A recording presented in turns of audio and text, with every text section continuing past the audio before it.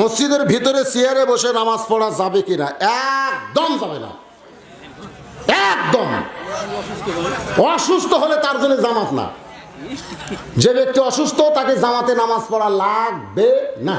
কারণ যৌবন বয়সে যারা সরকারি চাকরি করে, বুড়া বয়সে সরকার কয় না তুই বুড়া হসু, তুই সিএল অফিসে, তাই কোনোদিনও কয় না।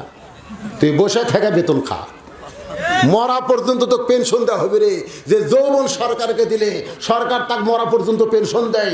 যৌবন বয়সে যারা 5 ওয়াক্ত নামাজ জামাত আদায় করেছে, বুড়া বয়সে যদি আর দাঁড়াবার না পারে, যেখানেই পারুক, বসা পড়ুক, শুয়া পড়ুক, কাত হয়ে পড়ুক, ইশারার দ্বারা পড়ুক, পড়তে হবে। তবে জামাতে না। জামাতে পড়বার গেলে শরীর ঠিকঠাক।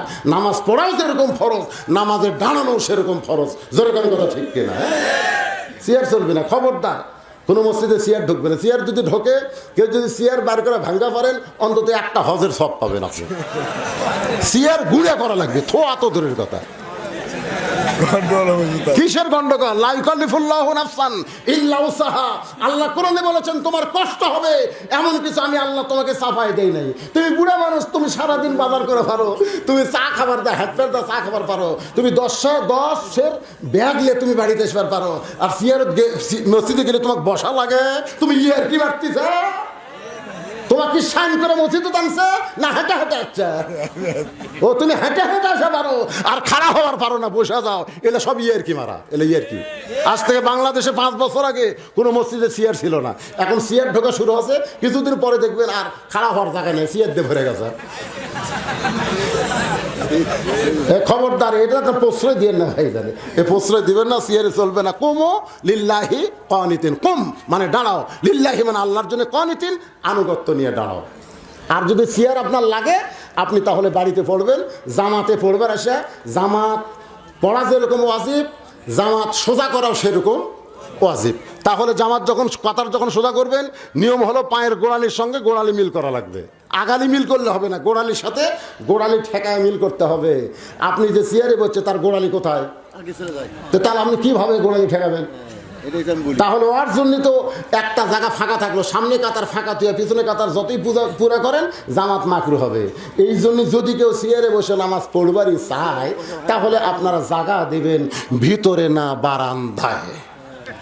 লাস্ট চুক্তি শেষ। কি আছে ভাই জানি দেখি, চেয়ার চলবে না, এক কথা চেয়ার শেষ। ওয়াক্তিয়া ফরজ সালাত জামে মসজিদ ও ওয়াক্তিয়া মসজিদে পড়া আদায় করলে একই সওয়াব না কম বেশি সওয়াব হয়? অনুগ্রহ করে জানতে চাই। এখানে আমি বুঝতে পারলাম না, মানে যেটা জামে মসজিদ মানে জুমার খুতবা হয় সেই মসজিদ, আর ওয়াক্তিয়া মসজিদ, মসজিদ হলেই হলো। আপনার বাড়ির পাশে যদি মসজিদ থাকে, আপনি সেটা ড্যাঙ্গায় আর একটা যাবেন, এটা ঠিক না। আপনার বাড়ির পাশে ওয়াক্তিয়া মসজিদ করছেন, কারণ জামে মসজিদ দূরে থেকেই তো আপনি ওয়াক্তিয়া মসজিদ করছেন, তাহলে ওয়াক্তিয়ায় আপনার জামাতে নামাজ পড়বেন, সব পাবো, কোনো অসুবিধা নেই, সব পাবেন। জামাত করতে হবে, জামাত একা একা না পড়ে আপনারা জামাতে নামাজ পড়বেন, এটা হচ্ছে কথা। জামাতে নামাজ পড়ার বহু গুণ, তার মধ্যে 1 নম্বর গুণ হলো আমরা সবাই মুসলমান ভাই ভাই, সাদা কালো ধনী গরিব আমাদের মধ্যে কোনো ভেদাভেদ নাই। দেখবেন চেয়ারম্যানের কাছে একটা সাধারণ লোক না আছে, এসপির কাছে চৌকিদার খাড়া হয়ে কাতার সোজা করতেছে না? যদি এসপি 4 আঙ্গুল সামনে যায়, চৌকিদারি বলতে স্যার স্যার লাইনত আসেন স্যার, আমার দেখে আপনার পছন্দ হচ্ছে না। আলহামদুলিল্লাহ, এই জন্য জামাতে নামাজ পড়েন, 5 ওয়াক্ত নামাজ জামাত আদায় পড়বেন। যাক আলহামদুলিল্লাহ।